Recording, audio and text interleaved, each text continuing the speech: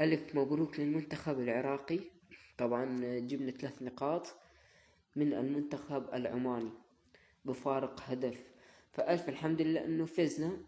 مهما يكون نتيجة قليلة، نتيجة كثيرة، نتيجة ما أدري إيش، المهم فزنا. المهم إحنا شنو نريد؟ الفوز، وما بي مبروك يعني. وعلى فكرة بعض الجمهور الأردني كان أيضا يراقبون المباراة وخسارة العراق أو تعادل العراق.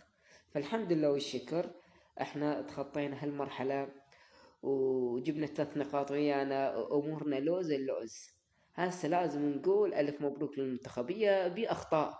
الصراحة كان بأخطاء خاصة على علي جاسم.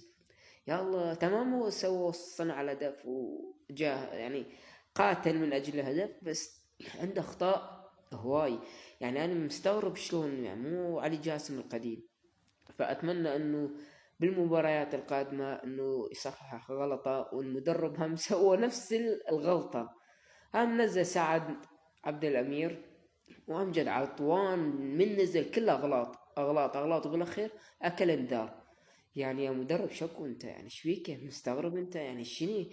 يعني انت شوف ذيك المباراة مع المنتخب الاردني، الجمهور العراقي غاضب عليك، والنوبة انت تعيد الكرة بهالمباراة. الحمد لله فزنا، بس طلعان الروح الصراحة.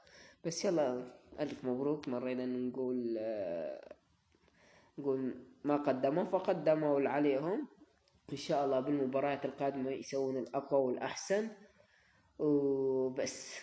وشكرا لكم. بس أهم شيء المتابعة شباب، شو ما يتابعون يشاهدون بس ما يتابعون، شنو السالفة؟ أشوفكم بخير.